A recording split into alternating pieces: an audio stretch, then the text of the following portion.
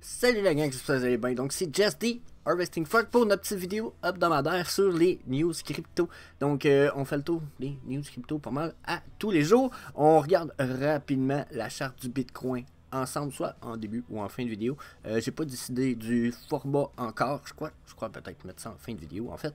Puis on va essayer aussi peut-être d'avoir une petite section discussion, réponse de questions de certaines personnes dans les commentaires. Donc n'hésitez pas à laisser des questions, votre opinion ou même des informations dans les commentaires. Peut-être parfois j'ai pas des informations complètes ou je me trompe sur ma vision ou sur l'information que je peux relayer. Donc n'hésitez pas à discuter avec moi, à m'en donner votre avis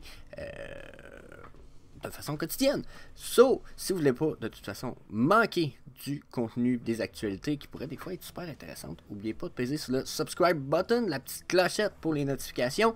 Ça va arriver aussi que je vais faire des vidéos sur un coup de tête quand je vais voir des big news. So, ça sera pas toujours sur notre épisode quotidien.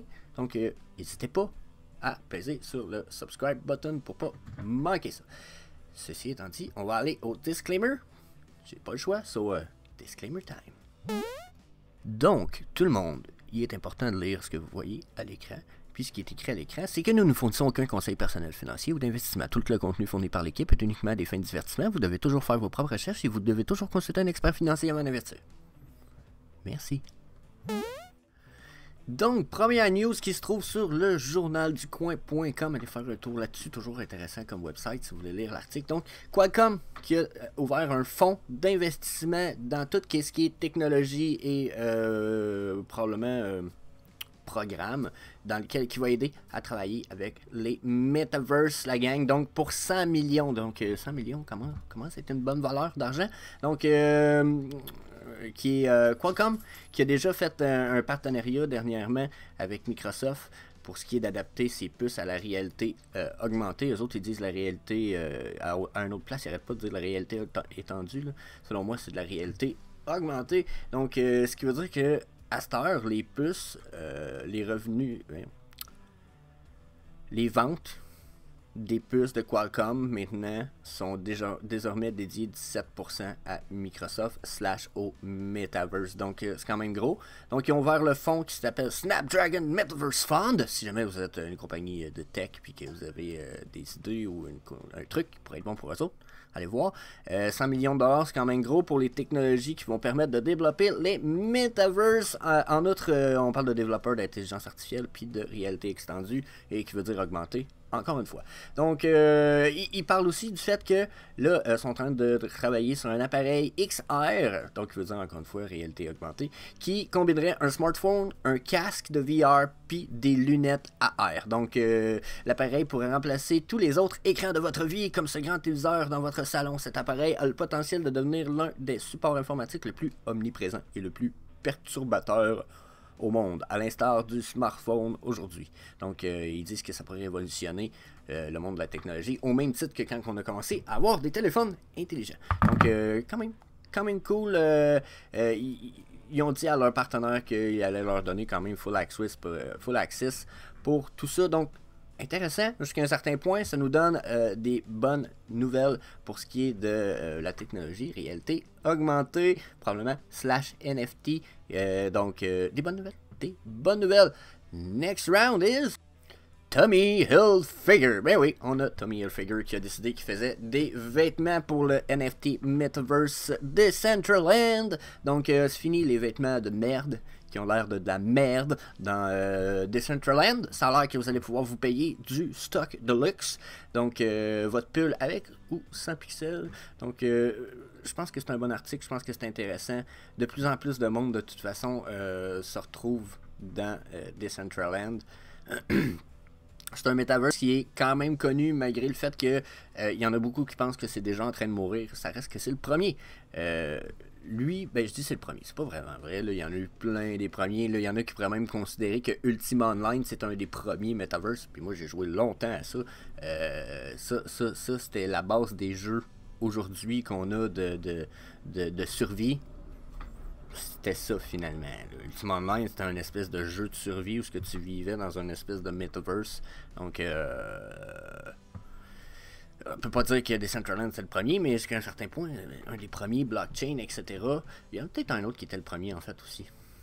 Quand je disais des fois, je pense que je peux me tromper sur des infos. Laissez-moi savoir en bas. C'était-tu lui, c'était-tu Sandbox? Il me semble que c'est lui, mais pas trop certain. Puis il y en a peut-être même eu des tout petits avant qui ont passé inaperçus. Anyway. Donc, super nice, super cool.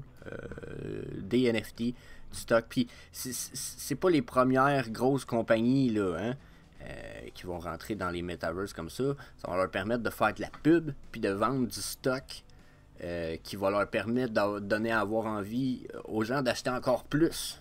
Fait que c'est une espèce de combinaison super parfaite pour des compagnies de vêtements, des artistes, des ce que vous voulez. Oh my god, les metaverses, les NFT, etc., ça va permettre un espèce de gros, j'ai-tu dit gros? Gros avantage pour un paquet de catégories d'entrepreneurs et d'entreprises et d'individus, hein, jusqu'à un certain point. Donc, that's it. Prochaine news se trouve à être quand même intéressante. On s'en va voir pour la National Football League. Donc, ben oui, le football, pas du style celui des Européens, là, mais plus celui, je pense qu'eux, ils appellent ça, en Europe, vous appelez ça le rugby. Je suis pas trop certain. Mais la NFL qui réouvre les portes aux entreprises de la blockchain. Les portes il y avait déjà eu des rumeurs, déjà, puis on sait aussi qu'ils ont fait de quoi avec Dapper Labs. OK, donc la NFL. Mais il avait comme fermé les portes à tout ce qui était lien entre leurs athlètes et peut-être des équipes directement avec des blockchains. Puis là, ils ont rouvert leurs portes, ils leur ont permis d'un peu plus de liberté, la gang. Donc, ils donnent un exemple que je trouve super cool, mais on va peut-être parler ici du fait que... un petit peu. Bon, l'interdiction est élevée. Bon, c'est ça. Ils apprennent que les différentes équipes de la Ligue peuvent à nouveau recevoir le soutien d'entreprises liées aux cryptoactifs, mais cela implique tout de même quelques limites. La principale étant qu'aucune promotion directe ne pourrait être faite, que ce soit dans les stades, les maillots ou les produits dérivés. Il va y avoir un mais à tout ça. Il donne un exemple avec Binance qui disait, exemple, Binance, il pourrait sponsorer les Jets de New York, mais pas mettre leur logo n'apparaître sur le maillot nulle part. Comme qu'on voit à Rome avec les équipes de foot. En football, ça doit être en soccer, pour ceux qui sont au Canada, Québec, Amérique. Ou comme qu'on voit avec la Formule 1. J'ai fait une vidéo hier, mon vidéo quotidien, où on fait le tour d'une histoire sur les Formule 1. Justement, les chars sont full plated crypto shit. Ça. So, that's it. Je pense que c'est une bonne nouvelle. Il disait que le contrat pourrait pas excéder 3 ans. Comme ça les contrats qui vont être faits avec les équipes vont pas emprisonner ces équipes-là avec ces blockchains-là, ce qui peut, encore une fois, être cool. Sauf que, il y avait un mais, comme je vous disais tout à l'heure, il disait aucune publicité va être permise à moins que ça soit directement un partenariat fait avec la NFL et une blockchain. Donc, dans ces cas-là, il va être les équipes vont quand même faire la promotion de ces blockchains-là. Puis, il dit, c'est le cas, par exemple, avec Dapper Labs, parce que justement, Dapper Labs et la NFL ont fait un deal. Ça veut dire que si une équipe décide de mettre Dapper Labs sur leur logo, ils vont pouvoir, parce que le deal a été fait avec la National Football League et non avec une équipe sous-jacente ou un player sous-jacent. Ce qui veut dire que si un des meilleurs joueurs de la National Football League voudrait mettre Binance sur son chandail parce que lui, il y a un deal avec Binance, c'est non. Mais si la NFL fait un deal avec Binance pour que les joueurs, les meilleurs, aient Binance sur leur shirt, là, ça va être différent. On va voir Binance apparaître un peu partout dans le stade. Donc, ça, c'est la news à propos de ça. Puis, ça l'entourait aussi les NFT. Hein. Comme il disait, dans le fond, ils vont pouvoir en faire la promotion tant que c'est pas dans les stades. Donc, un artiste va pouvoir avoir un sportif va pouvoir avoir ses NFT, mais il ne pourra pas en faire la promotion sur ses chandails, ses stades, etc. Il va peut-être pouvoir en faire la promotion ailleurs, mais pas de façon... je pense que vous avez compris, pas de façon business-like, dans la mesure où il va pouvoir, pour lui, promotion personnelle, mais pas d'un point de vue de la National Football League. Donc, pas d'un stade, pas tout ce qui appartient à la Football League, ça va être non. Donc, next news est un peu, ça me semblait super intéressante. Next news, vous allez voir, je suis un crypto gamer. J'attends le bon jeu qui va nous permettre de jouer. Puis là, je me disais, ils ont l'air de parler de quelque chose d'intéressant. Je suis allé faire fouiller. Je trouvais ça a l'air cool. Puis, on va parler de ma petite déception durant ce petit truc-là. Donc, on switch à Dragon Master. Donc, Dragon Master, ça se trouve avec une espèce de jeu qui a été recréé à la style de Clash Royale, okay, qui vous permet d'acheter des dragons, puis de les envoyer sur les lanes, comme vous voyez ici. Donc, les envoyer, puis là, ben, ils vont combattre selon leur power, defense, puis ce qui est envoyé par l'adversaire adverse. Donc, chaque dragon est un NFT. Vous allez pouvoir les breed ensemble, vous allez pouvoir... Vous comprenez? Genre, wow, ça va là, on va aller voir ça un peu plus en profondeur. Je trouvais que ça va l'air fucking nice. Les graphiques avaient l'air vraiment bien. Tu sais, Telegram, Medium, etc. Tu sais, si on regarde l'image ici, ça a l'air de rien, mais on voit que ça ressemble tout à fait à Clash Royale encore. Mais je trouvais que, bon, de prime abord, ça m'a semblé intéressant. Donc, quand je suis allé farfouiller un peu plus creux, je suis tombé sur leur site web. Oh, nice, tu sais. Freeze Dragons. Bon, ok, ça fait un peu kid-like, mais Bomb Dragon, comprenez-vous, là, genre, oh, ok, il y a des... bon, puis ils ont des bons partenaires, Polygon, Dap Radar, Quangico, Polygon, Triple Crown, Certix, Refinable... tu sais, bon, encore là, Chainlink, genre, non, quand j'ai vu tout ça, c'est intéressant. J'ai même downloadé le jeu, je suis allé farfouiller.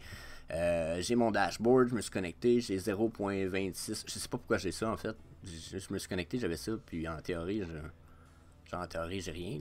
Je suis supposé avoir rien dans ce wallet-là. Donc, je suis allé farfouiller. Dashboard, intéressant. On a un beau dashboard pour aller avec le jeu. Quand ça se connecte à... Vous pouvez lier votre compte Google. Puis là, quand vous l'avez sur votre téléphone, ça se link. Bon, bien entendu, je fais une vidéo. Fait que le dashboard, il marche pas. Ah ouais, c'est ça. Donc, vous voyez, le dashboard, ça c'est... Ouais, ok, ça a changé en plus depuis hier.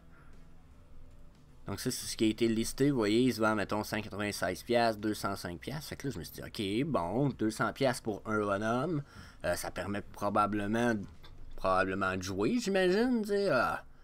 Il doit avoir Dragon Soul 194, tu sais. Fait que là, ça veut dire qu'il y a 194 dragons. Ça prend à peu près 4-5 dragons pour se faire une équipe.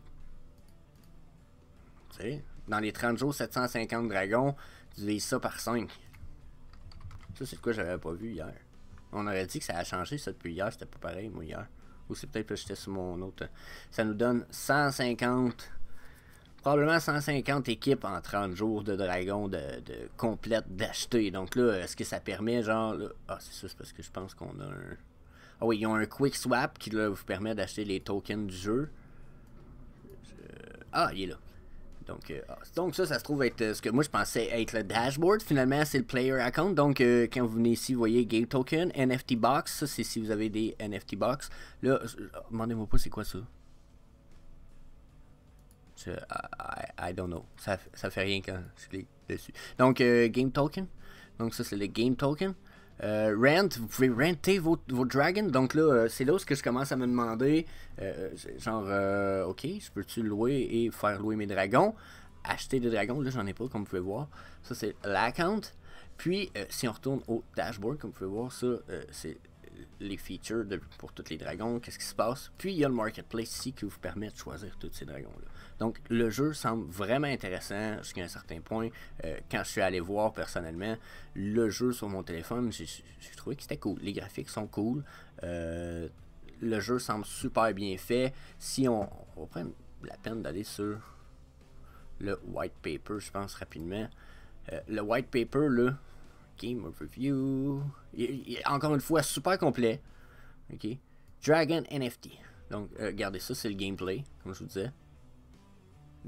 Genre, ça me paraît super bon selon ce que vous envoyez. Ça l'envoie de l'autre bord. J'ai pas eu l'occasion de jouer, bien entendu. T'sais.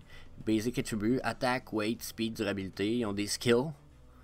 Extra HP. Oh, je sais pas si c'est parce que je suis mal zoomé. Mais, non, ça semble que.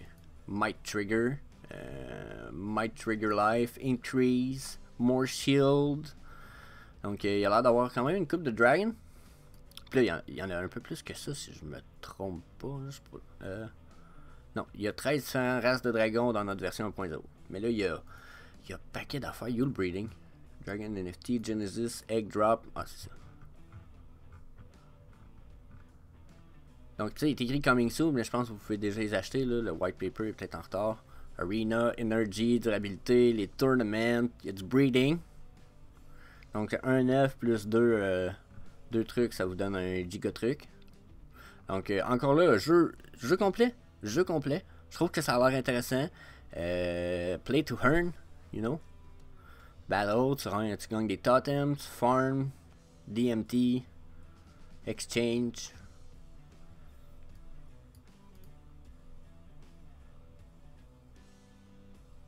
Revenu sharing, ça je sais pas trop ce que ça veut dire, mais probablement qu'il y a des frais et que ça va revenir au monde.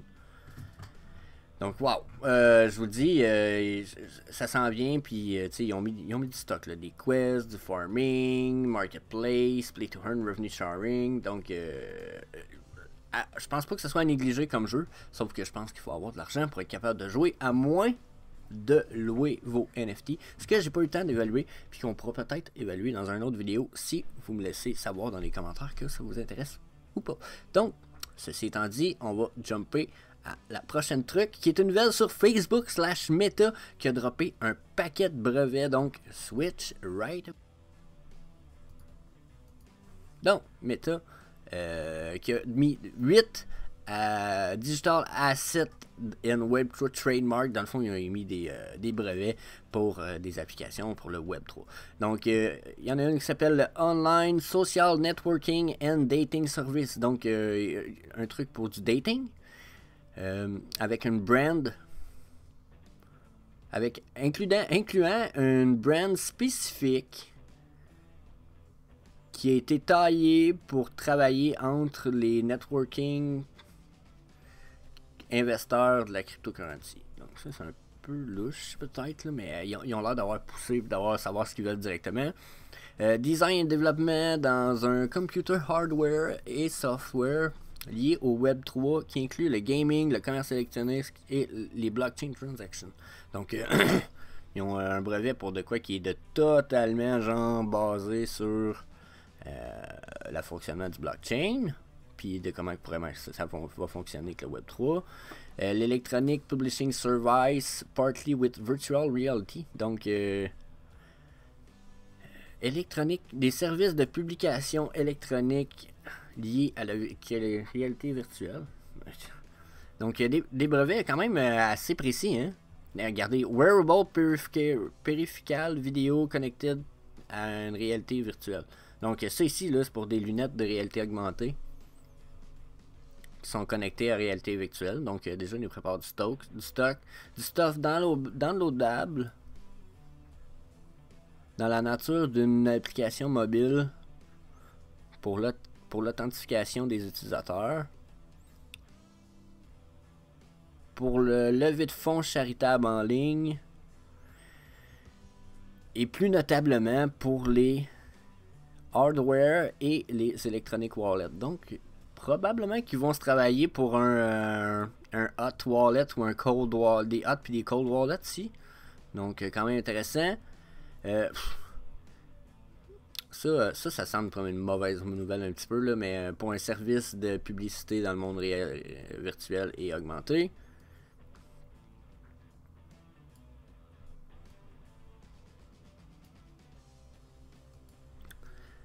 Les services de télécommunication pour les assets électroniques qui sont tenus sur sa plateforme. Donc, genre, pour l'argent ou les valeurs électroniques digitales qui pourraient être tenues sur la plateforme. OK. Donc, je vous les avais pas traduits en français. On fait ça en live. Moi, je suis le même. On fait ça en live. Donc, ça donne des bonnes nouvelles. Puis, d'autres mauvaises. Puis, ce qui me fait peur dans tout ça, c'est que quand je regarde tous ces brevets-là, ce sont tous des brevets qui sonnent très centralisés, du style, c'est un brevet pour ça, puis c'est secret, mais on le garde pour nous parce que fait un peu peur. On sait que la semaine passée, il a annoncé qu'on allait avoir des NFT sur Instagram, notre monsieur Zuckerberg. Donc, probablement que ça s'en vient sur Facebook aussi. Donc, je sais pas trop quoi penser de ça. Je vous avoue que ça m'inquiète pas, mais parce que je me dis, s'il est trop centralisé, il n'y a personne qui va aller sur sa plateforme ultimement. On va tout aller ailleurs. Puis, je me dis, puis en même temps, je me dis, s'il y a beaucoup de monde qui finissent par y aller pareil, on va revenir avec les mêmes problèmes de centralisation qu'on avait avec Facebook. Donc, j'espère qu'il va essayer d'améliorer son approche, là, monsieur. Ensuite, pour le dernier article, puis je vais vous en suggérer un autre à lire.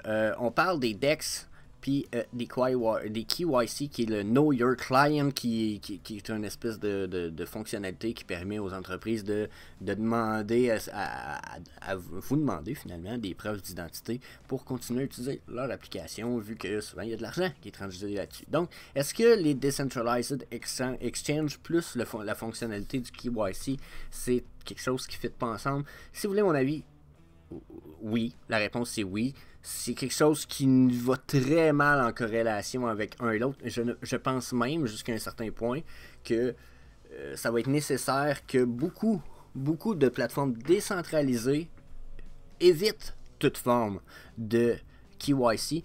Sinon, j'ai l'impression que ça va vraiment créer... on va retourner au problème qu'on a avec la société d'aujourd'hui. Puis, la crypto-monnaie se veut comme étant la meilleure façon qu'on a pu trouver dans notre société de décentraliser le pouvoir qui est géré par le contrôle de l'information. Okay?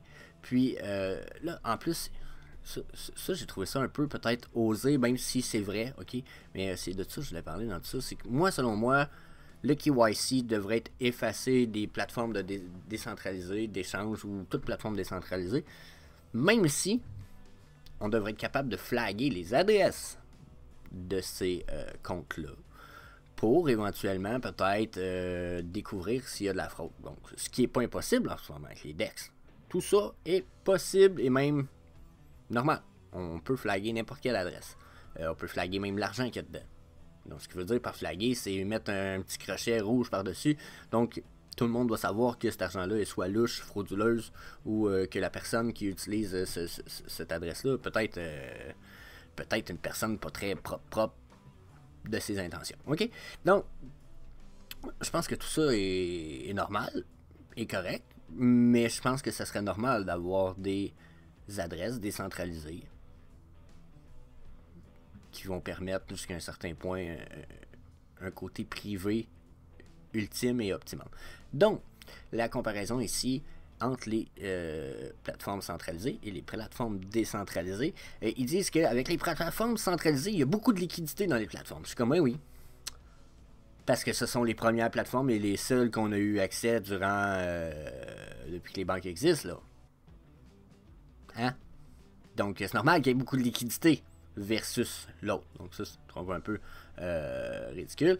L'autre avantage, moins de frais de transaction. Là, je ne sais pas dans quelle espèce de style de centralisation de plateformes centralisées ils ont été pour dire qu'il y avait moins de frais de transaction, là, mais tabarnak, pour avoir de l'argent dans mon compte, la banque me charge de l'argent.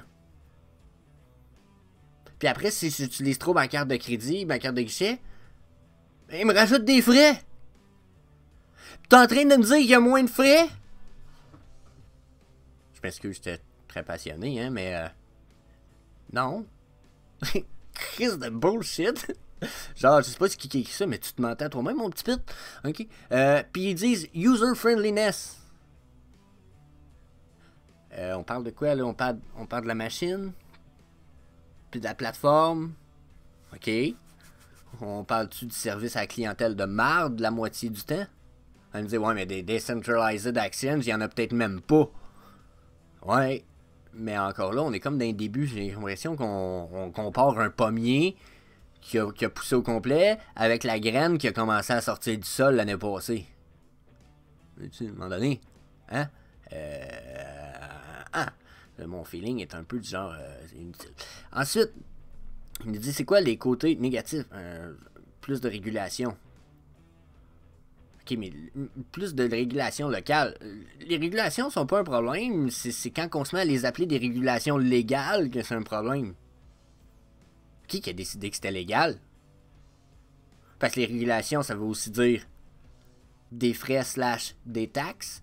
Qui a dit que c'était légal de taxer plus quelqu'un? Est-ce qui a déjà de la misère à manger parce que le taux d'inflation, puis que les banques, puis que justement les banques, les Centralized Exchange, ils font de la... Faut pas me lancer sur le sujet des banques, mais c'est ça, hein? Centralized Entity, ben tabarnak, c'est le même problème qu'en haut. On s'entend-tu que ça doit être un assez gros problème quand tu dis que ça, c'est un sous-problème de ça? Hein? Puis, Risk of Data Leak, ben, c'est encore plus. Eux autres, là, Pourquoi ils font ça?